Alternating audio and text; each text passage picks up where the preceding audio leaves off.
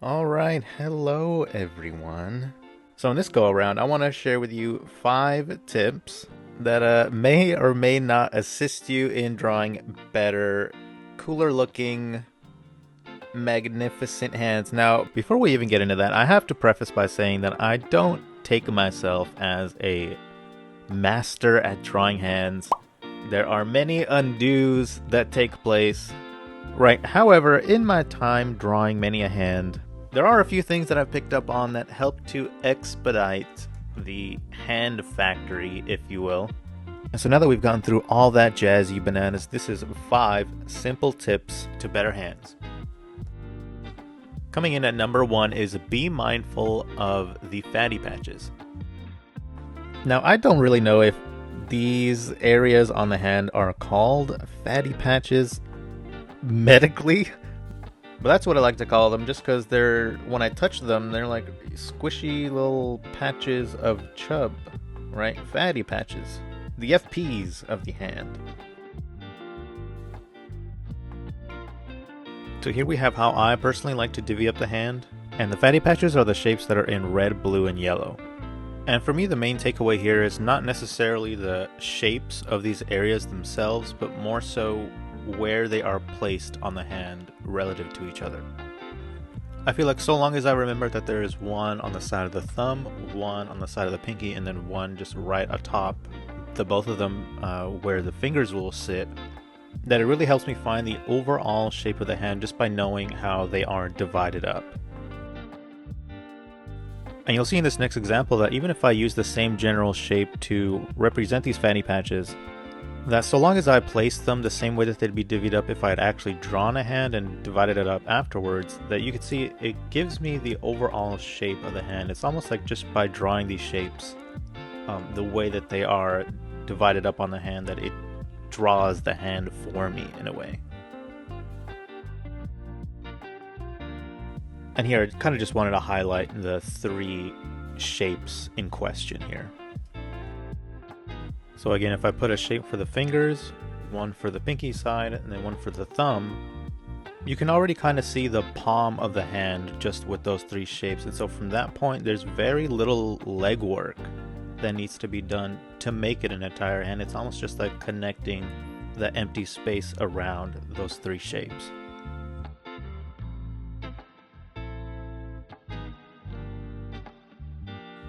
Here we got another example, the shape for the fingers, one for the thumb, and then for the pinky side. You can see it already, it's kind of the shape of a palm. Like I can just see it clearly in my head once I place those 3 shapes together in that way. And it kind of just, from there, I just fill out the rest of the hand.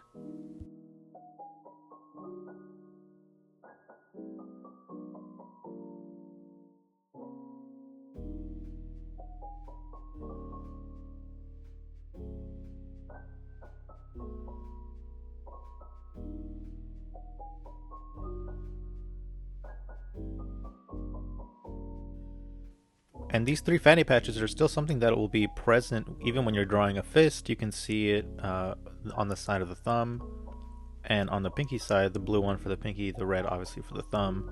And then you can still see just a bit of the one for the fingers kind of jutting out on the side there, almost like it's being folded, so it's pushing outwards. And so that is tip number 1, be mindful of the fatty patches. Moving on to tip number 2, and that is to merge the fingers whenever possible. So this is one of the most common tips about drawing the hands that I've seen online, and you probably, may or may not have seen the tip to merge the middle finger and the ring finger together. This is something that I see all the time on the internet and art, even in like anime, you'll see this being done. And I think it's just fantastic advice because a finger is, maybe one finger by itself is easy enough to draw. But now, and then it's like, what happens when you have more? There's 5 of them. 10 maybe if you're drawing 2 hands. So it's like, fingers, when they're overlapping each other and they're crisscrossing or wherever the hell they may be doing, it's just hard to picture that in your head. And drawing them all individually can be a real headache. And so merging the middle and ring finger is great, but I actually like to take it a step further and merge 3 fingers, the middle, ring, and the pinky finger. And I think the reason why this works is because it still reads like a hand. Right, if I make it a silhouette and cover it all in black, you can still clearly identify it as a hand, and I think that so long as it's immediately recognizable like that, that the job is done basically. You've communicated to the viewer all of the necessary information for them to clearly make out what they're looking at. So long as they're not fighting the image, then I think that's like where the money is basically. This is also something that I do all the time when I'm drawing a fist. I'll just keep the index finger as the one individual finger, and then I'll merge all of the rest, excluding the thumb, of course.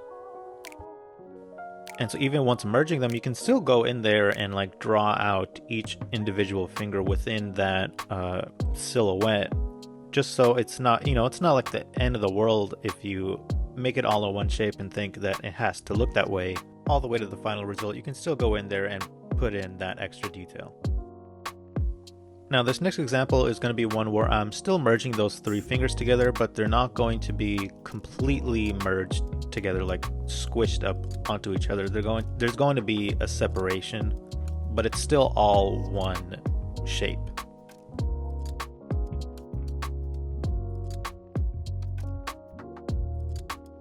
And here this would be the final shape in question that consists of the pinky, the middle finger, and the ring finger. You can see in this example again that I'm merging those 3 fingers together, and when I'm doing this, like when I'm drawing different poses of the hand, all I'm thinking of when I'm merging these fingers together is what is the outer contour look like. Like that's mostly what I'm picturing. I'm not picturing of each finger individually, I'm just thinking of the overall shape. What does it look like when all of them are squished together?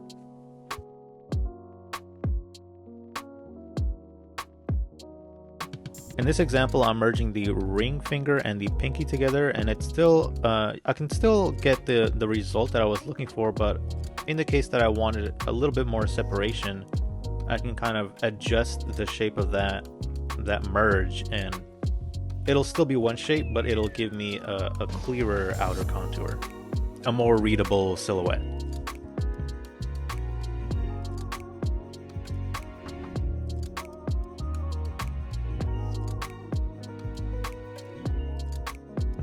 I think what makes this so useful for me personally is just because I just don't have to think very much. I feel like it just goes without saying that drawing just one shape as opposed to 5 separate shapes, each with their own complexity, like how does each finger fold the knuckles of the finger. If you count the knuckles, there's like, oh my god, just forget about it. And here also in this example, I wanted to show how you can just use it for fists.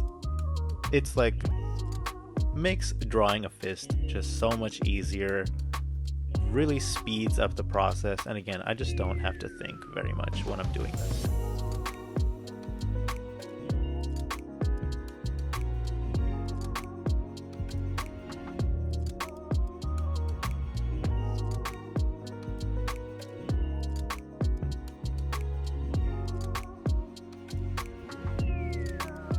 So that's tip number 2, merge the fingers whenever possible. Moving on to tip number 3, and that's use birds and W's. Okay, so starting with the basic hand here, what I mean by W's, so we're going to start with the W's. What I mean by that specifically is there's the separation of the yellow fatty patch, if you remember from earlier, that is this W right here, and then there's going to be one at the bottom of the palm where the hand connects to the wrist essentially. And the reason why I use W's specifically is just comes from observation. If you look at this photo and in this photo, you can see that if I trace over the volume of these fanny patches at the wrist, that it gives me a line that looks like a W essentially. And in this photo, If I do the same thing and trace over the volume of that crease at the top, I'll get a line that, albeit a little bit stretched, still looks like a W to me. And so the idea here is that, similar to tip number 1, just by knowing that one W is placed over the top of the other, it gives me a good idea of where the bottom of the hand is as well as where the middle of the hand is. And it also describes the volume of the hand in the way that the W resembles the contour that the actual hand would make in various poses.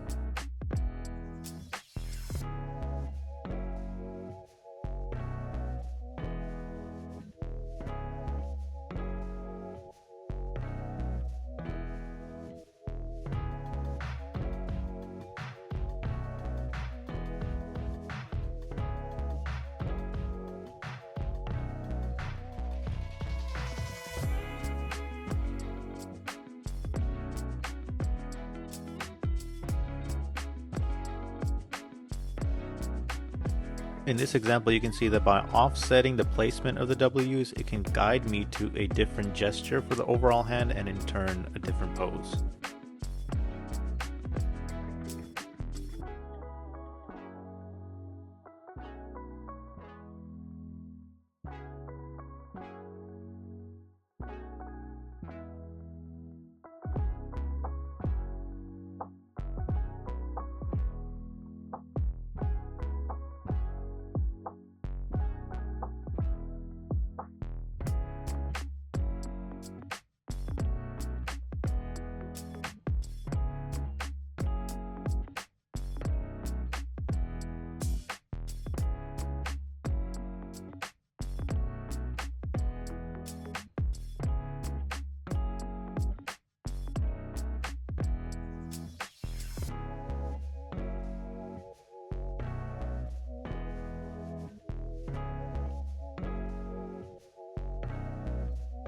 Now, one thing that I want to make clear is that the middle peak of that bottom W is going to be pointing to where the middle peak would be for the W on the top.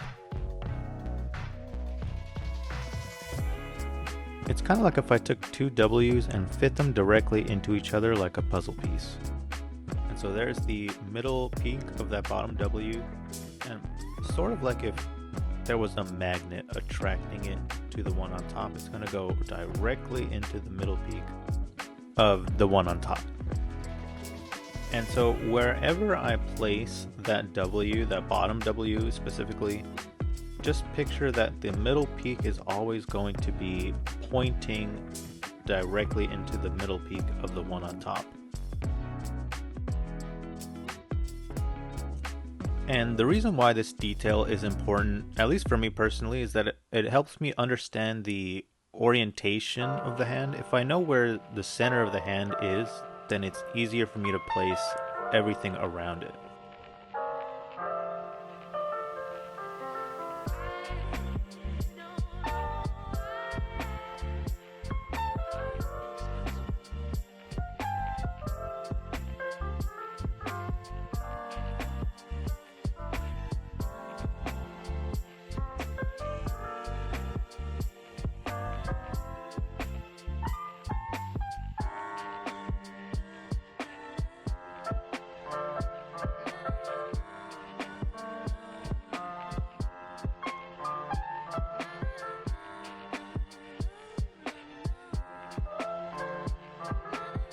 And in this example, you can see that if I place the peak very close to that top W, that it can simulate how the hand would look if it was folding over on itself, the way the middle of the hand gets sucked in.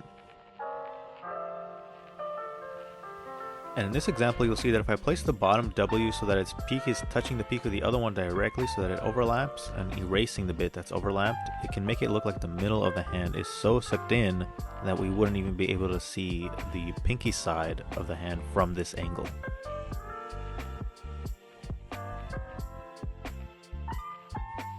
A good rule of thumb with this too is that the closer you place these two W's together, the more of the hand is going to be foreshortened, making the center of the palm less visible. And so of course, by doing the opposite, the farther away you place them from each other, the more of the palm you'll see.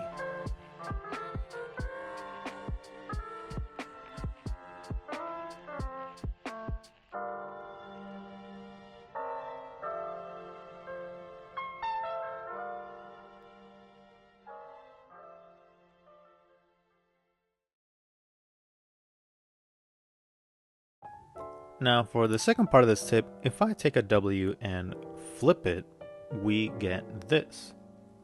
And to me, this looks like, when you're drawing like a sky and you put in those little birds. That's basically what I'm getting at here. So by putting down that little bird, it's very similar to the contour the muscles of the hand makes when in this position, and for me it serves as the foundation for a hand in this pose.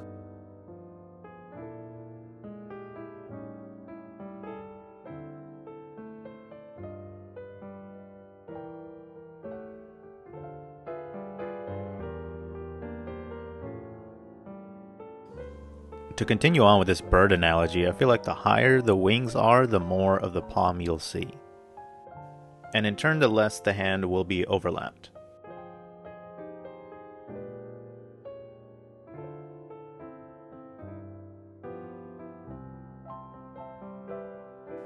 This is something I often do when drawing a figure whose fist is overhead, like they're going to bring down a hammer fist or something.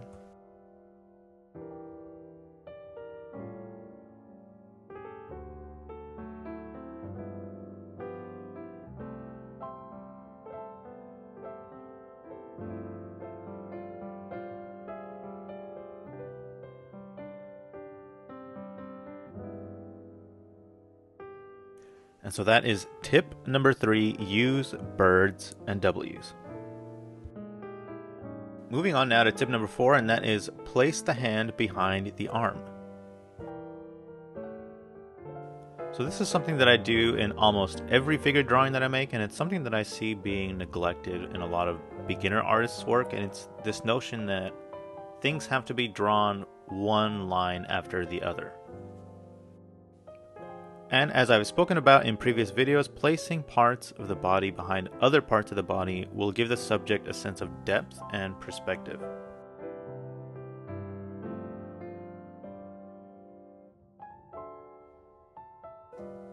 So what I mean is that a beginner artist, when looking at this incomplete arm, may feel inclined to draw out the entire rest of the hand from where the arm ends exactly, and by doing so would be able to see the entire hand. And to be clear, this isn't wrong, and in fact if we zoom out and look at the pose as a whole, there's nothing too weird looking about the position of the hand, and so it's perfectly fine, right? It works. But if I take the hand and just move it back behind the arm, it can give the entire picture a more cohesive look and follows through with how the arm itself is being overlapped into each other.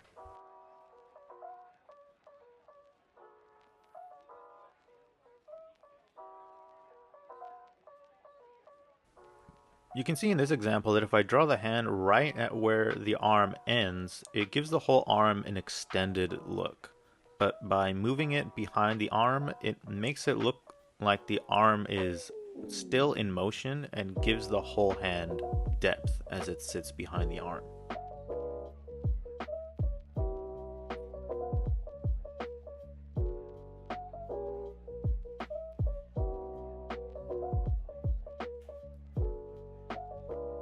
You can see more clearly here how just by moving the fist behind the arm that it gives the viewer a whole new interpretation of the pose.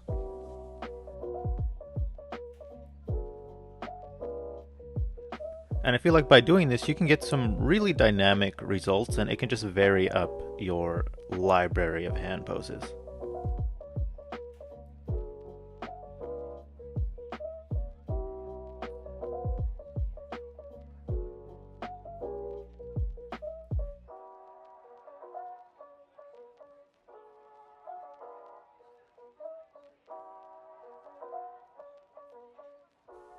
Here I wanted you to see, look how much space of the actual hand is behind the arm while still making the pose perfectly readable, as opposed to if I had just drawn the hand right from where the arm ends. And now finally, tip number 5 is, yes, take your time. Now I know, kind of a cop-out, not really a drawing tip. I can already see the comments. You need to change the title of 4 tips to better hand. Now listen, I think it's still very important to get across because drawing hands is hard. It's the bane of many artists' existences. Right? People will just flat out not draw them and stuff them in their characters' pockets because they won't even bother trying. It kind of sucks, and it's just one of those things that you have to draw again and again to really get a handle on how to approach it.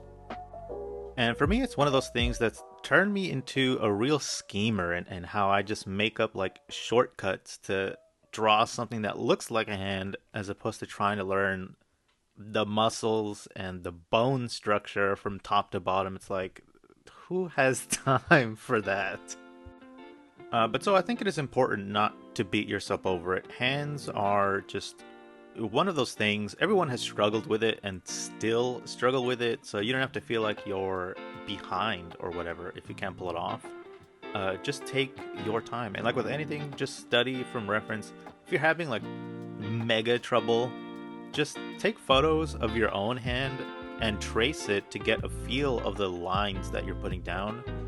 Kind of be conscious of the way that you move that pencil when tracing over it, almost like you're building a mind muscle connection with your hand, and then try to draw it without tracing it. And then kind of just repeating that process until you don't have to trace it anymore and you can just draw it just by looking at a picture or like a reference, or just by holding out your hand in front of you.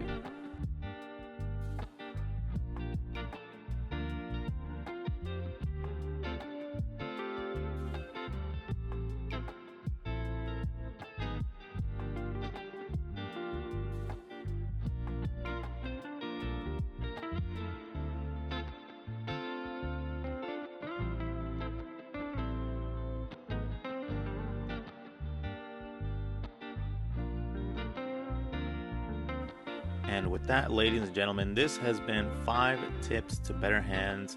Thanks so much for watching as always, and I'll talk to you on the next one.